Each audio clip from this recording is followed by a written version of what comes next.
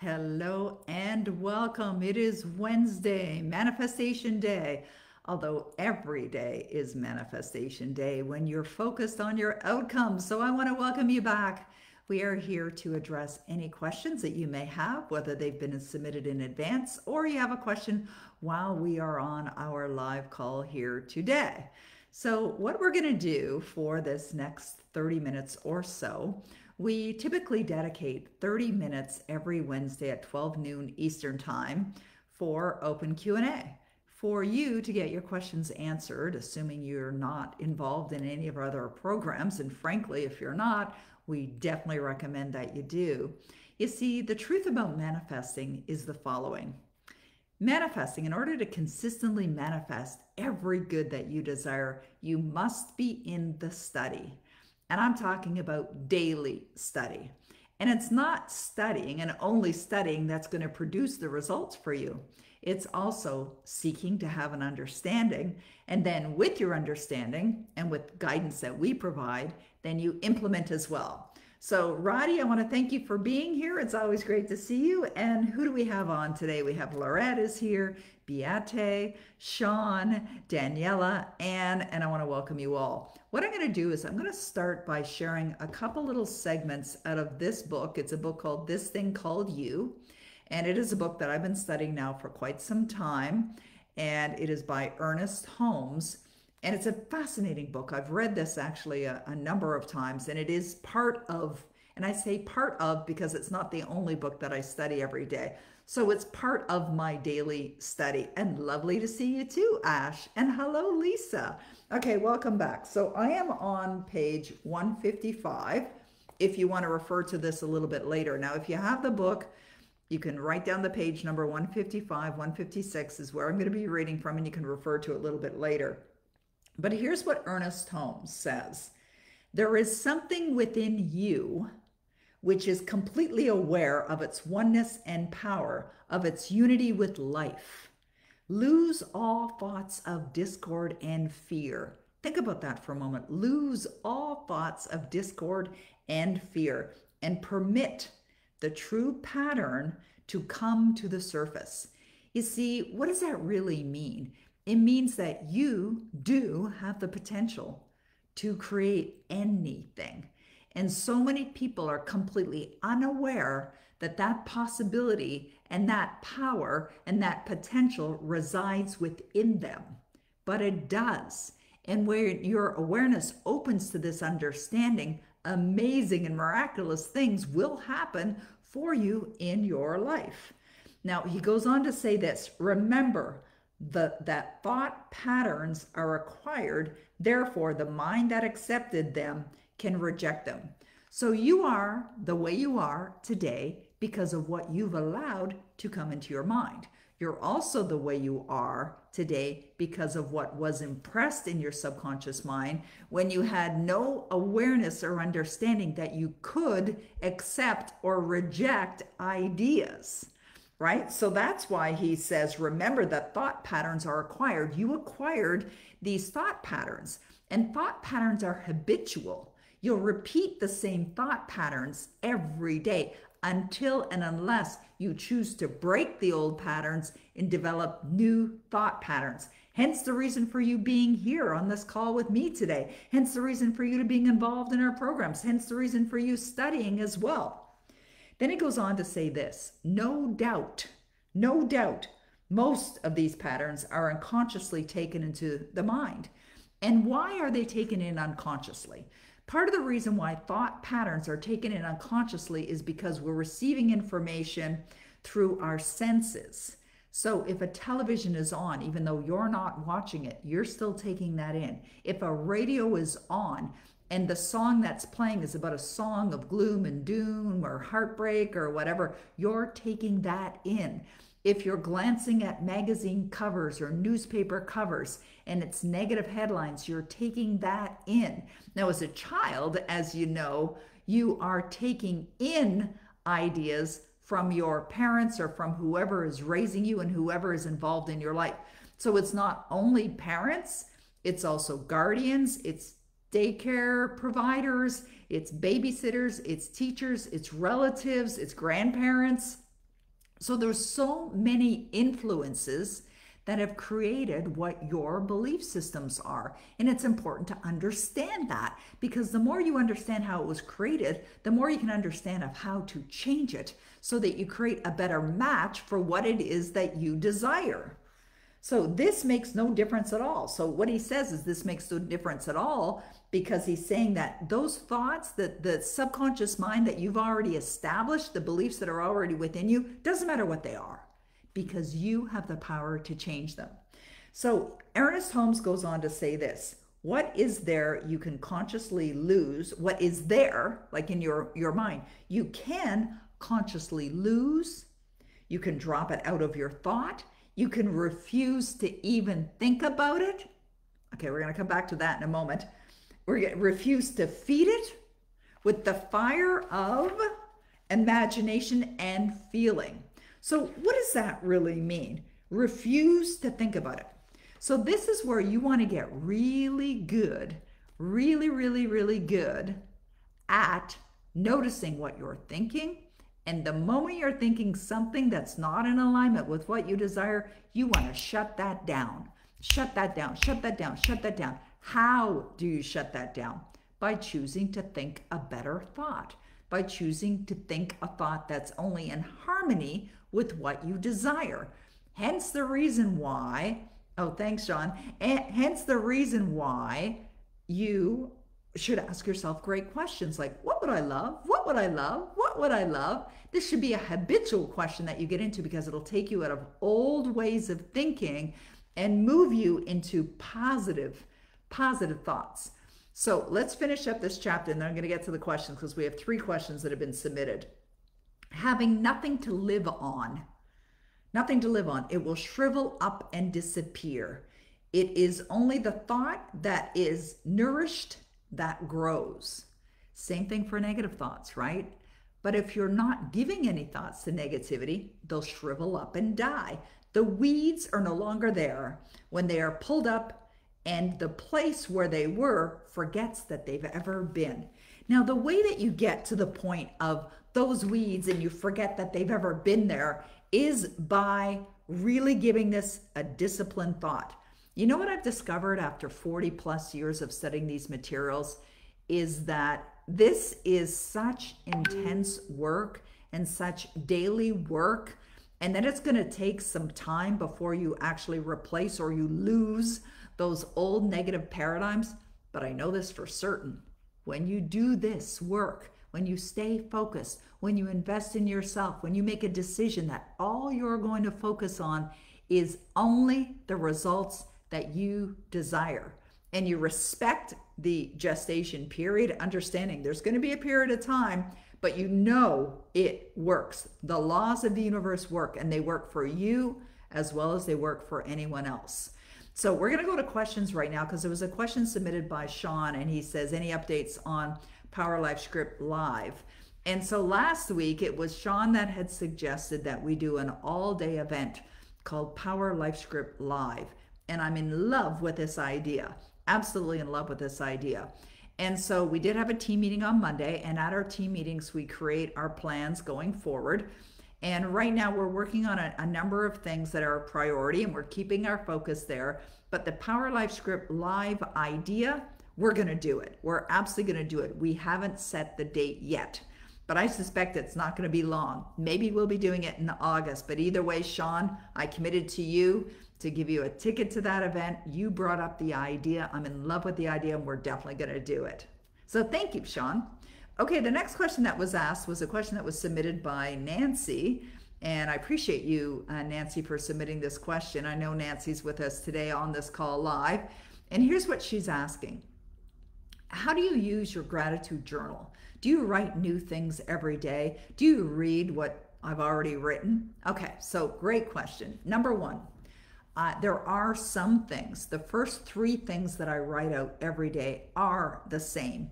Every single day, I write those out. Now, sometimes some of the other things are the same as what I've written out as well. But typically, the gratitude statements that I'm writing are for things that are currently in my life, but they're also giving gratitude for goals as if they're in my life now. But the most important thing to do whenever you're doing gratitude, whether you're simply saying gratitude or whether you're writing gratitude, is the feeling state. You must feel the gratitude.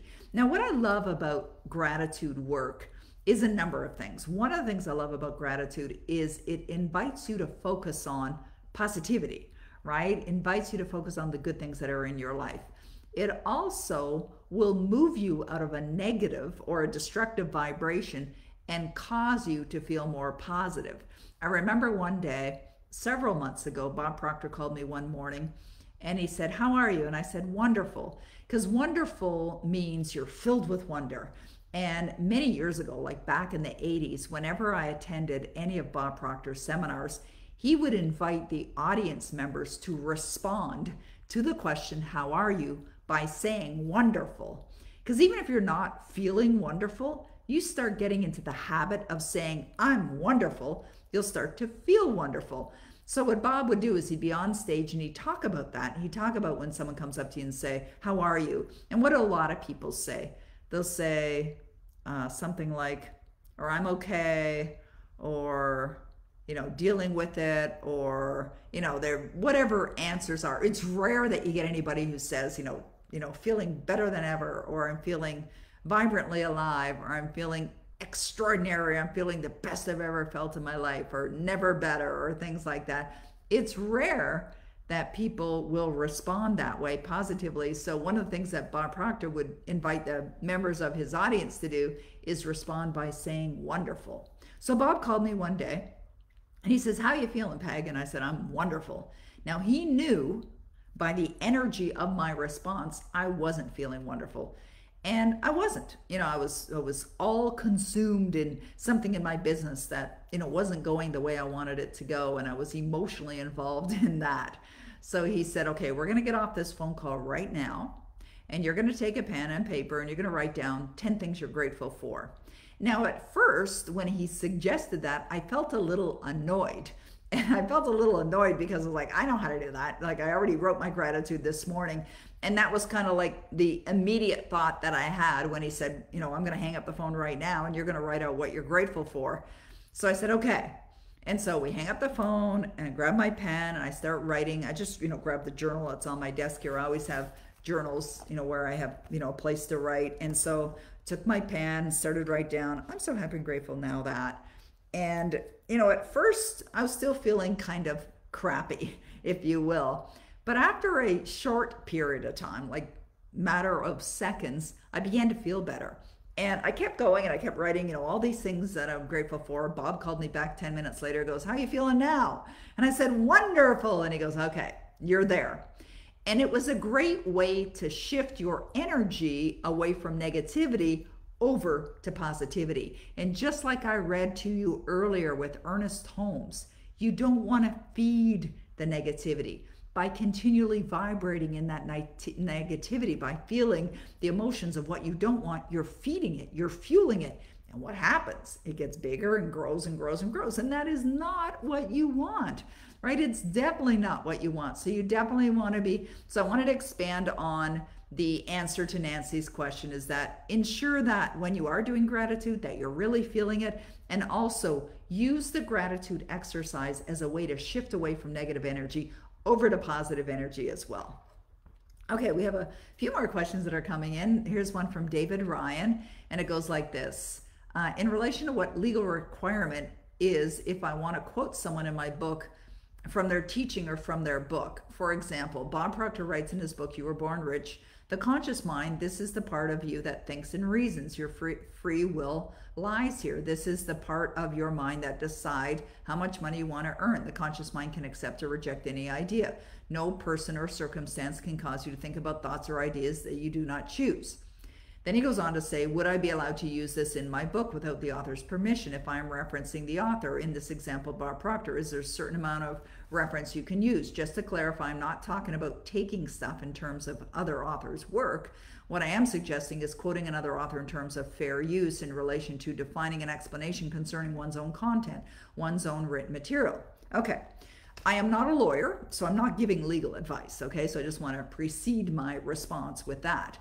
And if you're not, David, already in the Complete Author Program, I suggest you get in the Complete Author Program, because there's 2 sessions in there where I have my attorney, Ben F. Shea, and she shares some legal ideas and some suggestions. And so that's part of it. Now, my understanding is that no, you can't take all of that and just copy and paste and use that in your book. I think you can maybe use quotes, and I'm not even 100% sure on that. I know I've used quotes from others, but here's what I suggest. Write it in your way, the way you understand it. Maybe you can use a piece of that, but write it the way you understand it. When you think about the many teachers that are here and we've been blessed with on the planet, we're all regurgitating information. Now, Bob Proctor has studied extensively Napoleon Hill. He studied Thomas Troward. He studied Neville Goddard. He studied many great teachers, Earl Nightingale as an example. So when Bob teaches his materials, it's based on what's come through Bob's filter, right? But he's been a very serious student and a teacher of it for 60 years. Same thing for me. I've not only studied Bob Proctor, he's one of the people, but I've also studied Norman Vincent Peale and Dr. Joseph Murphy and Tony Robbins. I mean, I've studied them all, Deepak Chopra.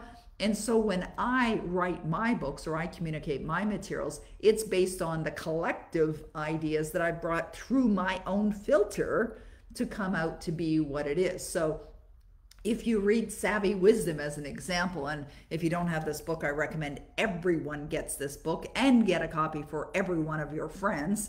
But if you've read Savvy Wisdom, this book is a fiction book. It's a parable book. That's the way it's written. But it is based on my life, and it is based on meeting Bob Proctor, who happens to be the main character in the book, Savvy. And so a lot of the things that I wrote in that book could be construed as verbatim, in other words, word for word of what Bob Proctor says. Now, Bob read the book. He actually recorded it with me for audible.com, but I didn't get his permission. Now, in that case, it wasn't a nonfiction book. Now, in my other books, books where I've written about my own understandings, is I've always created the materials through my own filter in my own words. So yes, I may use quotes or may reference a particular author, but I think the best thing that you can do is to write it in your own words with your own understanding. All right, so thank you for asking. Okay, the next question that we have is from Sean. It says, some teachers say write out the goal every morning as in the whole 6 pages I have. Do you think I need to do this every day if I use my Power Life script first thing in the morning and throughout the day? Okay, brilliant question. Thank you, Sean, for asking. And I want everyone to hear the answer, okay? It doesn't matter what you're doing. It doesn't matter. You could be involved in many practices that you're doing every single day. Affirmations, gratitude work, writing out your goal statement, listening to your Power Life script, studying materials, visualization, meditation, whatever they are. You could be involved in a number of disciplines every single day. But it doesn't matter what you're doing. What matters most is how you are feeling. That's what matters most. So if you did none of those things, but yet every day you became in harmony with, in other words, you operated as the person who already has everything that you desire, you're attracting it. You're absolutely attracting it. Also, I don't suggest doing things where you're feeling rushed or frustrated, because that negative emotion will be brought into the actual exercise. And I've told the story of having a guest at our cottage one time, and we're heading out for dinner. We had a reservation, and he was sitting in the chair and he was frantically writing and didn't look like he was having a lot of fun. And I said, what are you doing? And he said, well, I'm writing 100 times my goal. And I said, wow, okay. I said, do you do that every day? Yeah, I do it every day. And I said, are you enjoying that? Well, not really. And I said, it's defeating the whole purpose, completely defeating the whole purpose if you're not energetically involved in the feeling state while you're writing. So it doesn't matter that you write it 100 times, or you write it 3 times, or you write it 2 times. What matters most is, are you in harmony with the good that you desire? And that's why the Power Life script works magnificently. Because if you said to me, there's only one tool that you can use, it would be the Power Life script. It is the tool that's made the biggest impact in my life. And as soon as we're off this call, I'm recording a newer version because I'm updating my Power Life script, and I listen to it every day, multiple times a day. I just plug in my earbuds and I listen to it every day. Why? Because it reprograms your subconscious mind. It causes you to feel the energy of having that which you desire, because you get energetically connected to it. Like every time I'm listening to my Power Life script, I'm smiling. I'm feeling really good because when I recorded it feeling really good. And that's what you must do. All right. That's what you must do. So if or when you're writing either in your gratitude journal or you're writing your affirmation or your goal statement out multiple times a day, a wonderful thing to do. Ensure that you're feeling it while you're doing it. Just before we got on this call, I looked at the clock. I finished a client appointment and I pulled out my goal journal, which I write in just like you do, Sean. You probably heard me say I do it. And I pulled out my goal journal and I started writing it. And I was watching the clock and I was thinking, do I have enough time to do this? But I reminded myself, I said to myself, Peggy, as you're doing this, ensure that you're feeling the emotion of doing it while you're doing it, because I know how important and how impactful that can be. All right, just like recording your Power Life script, you got to be emotionally involved in the outcome as if it's already done. Love these questions today. They're awesome. Okay, our next question is a question from Anne. And Anne is saying, can you talk about the importance of disciplines in order to manifest? You've once mentioned that it was not before you got discipline that you got results, if I remember correctly. Yes, thank you, Anne. I really appreciate you. And okay, so I was getting results. I was definitely getting results. No question, I was getting results. But where my results took a quantum leap is after I became very significantly disciplined.